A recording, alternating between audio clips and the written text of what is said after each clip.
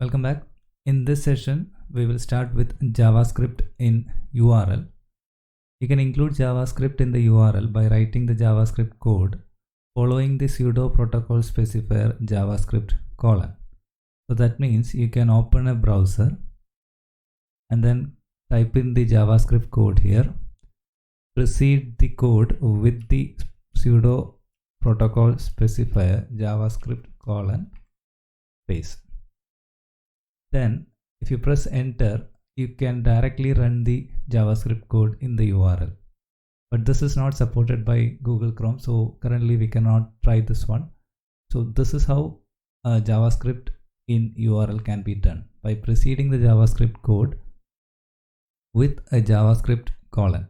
So rather than writing a complete HTML file and including the JavaScript code between script and /script, you can try out some simple JavaScript code directly in the URL.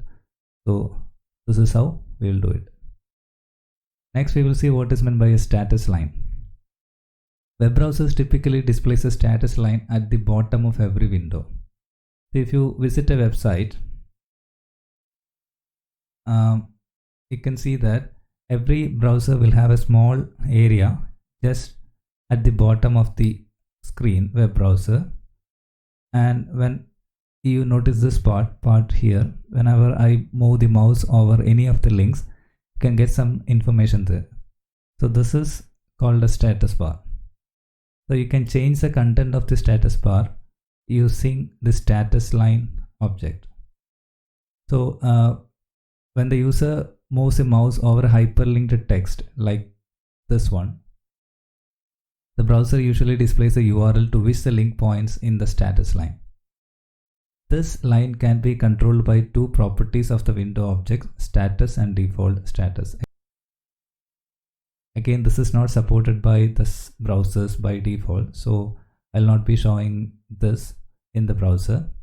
So I can see here input type is equal to button on mouse over window.status is equal to hello. So this means whenever I move the mouse over a button, the status will be changed to hello. So this is the status line. Next, we will see the navigator object, location object, history object, date object, and math object, everything within a single example. So let's start with navigator object. Navigator object contains information about web browser as a whole. So it contains information about the web browser which you are using to access the website. And some of the properties of the navigator object are app name, which gives the name of the browser, app version, which gives the version number of the browser, user agent, again complete information about app name and app version, and platform gives you information about which platform the browser is running, whether it is Linux or Windows, etc.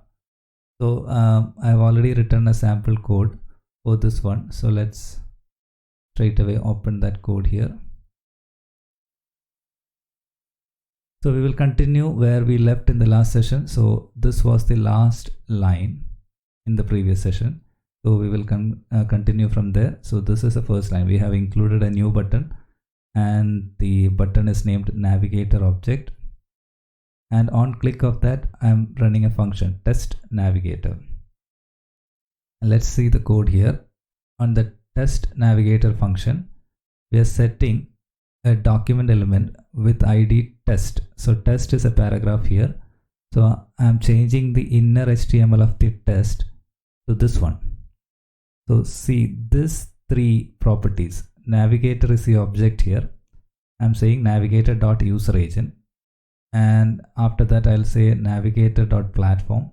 Then I'll say navigator.appVersion. So let's see what all these things will do in the browser. So I'm opening that in the browser. So this is the button. When I click on that, so user agent is this information, platform says Linux, version says this one. So this is the use of navigator object. If you want to display or if you want to get details about the browser in which the user is browsing your website, you can use the navigator object. It has some properties like user agent, app name, app version, etc., platform, etc. So that's about the navigator object. Then we will see the location object. Again, location object represents URL of the document. which is currently being displayed in the window. It also has some of the properties like href, search, protocol, host name, etc. So to explain that, let's take the same example. So the next button is this one, location object, and on click of that location object button, I'm running this function test location. So let's see test location. Here we are putting the inner HTML of test as href property is tested here and the protocol property is tested here. So let's try that in the browser. Location object, you can see href property will give you this one. This means the complete URL of the file. So currently we are viewing this file jssample4_window.html. So you'll get the complete URL of the file with the href property of location object, and protocol will be file because this is a file. If you are hosting it in a real website, then it will be HTTP or HTTPS. So this is about location object. It gives information about the URL which is being currently displayed on the browser. And the next object that we will see is the history object. History object is designed to model the browsing history of a window. Suppose I am opening a window and then I am browsing many different websites from the same window. So each time you visit a website, that URL will be added to the browsing history of the window.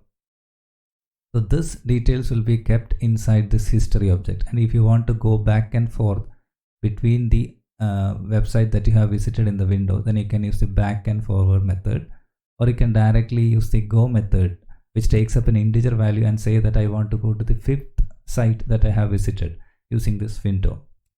It also has a property called length, which will give you how many number of websites that you have visited with this window. So history means it maintains a browsing history of a window as an array of recently visited URLs. Okay, and the next one is the date object. This object is used to work with the date and times. It has many functions, and some of the main functions are this one, new date. This will give you the current date, and you can apply some methods like get date, get day, get full year, get month, etc. All this will give you some information about the date. For example, get date will give you the day of the month, any day ranging from 1 to 31, and get day will give you the day of the week starting from 0 and ending in X. 0 means Sunday, 6 means Saturday. Full year means returns the year, 4 digits year. So if you run this today, you will get 2020. And get month will give you the current month if it is D is displaying the current date. So as it is starting from 0, 0 means January and 11 means December. So let's see an example for this one. The date object. If I click on the date, you can see a day is 26, so and month is 9. So this is the October month, so you will get 9 as the month because the month starts at 0 in JavaScript, and the code written for that is this one, where D is equal to new date. This will get the current date and time and put the value in the variable D, and when I say D.getDate, it will give you the current date, that is the 26th, and D.getMonth will give you the month number starting from 0. So this is about the date object. And finally we see math object. This can be used to perform some mathematical task on numbers, and some of the important methods of the math object are min, max, which will find the lowest and highest value in a list of numbers. For example, if you write math.min and a list of numbers, it will give you the minimum of the numbers. Exact opposite is the max. Math.random will return a random number between 0 and 1. Round will round a number to the nearest integer. Ceil will round a number up to the nearest integer. That means it will be the smallest integer greater than the number. So ceiling of 4.4 is 5. Floor will give you the largest number less than the number. So math.floor 4.7 will give you 4. If you click on the math object, you will get a random number because the code written is math.random. So this will generate a random number between 0 and 1, and each time you click on the math object here, because I have written the code random, or I'm using the method random here, you'll be getting different numbers. So this will generate a random number. Similarly, you can use the other mathematical methods also, like min, max, round, ceil, floor, etc. And finally, we will see how to access form objects in HTML. So forms are found as elements of the forms array. So in JavaScript, there is an array called forms, which will maintain all the forms in the document, and every form in the HTML web page will be inside this array. So for example, form 0 will be representing the first form, form 1 will be representing the second form, and so on. And every element within a form, you know that a form will have more than one element, like text, password, a checkbox, radio button, etc. So each element will be numbered from or indexed from 0. For example, this line, document.forms1.elements2, this means get the third element of the second form of this document. So this way you can access the form objects in an HTML file. So with this we will conclude the module on JavaScript, and in the next session we will start with PHP. Okay, so see you in the next session. Thank you.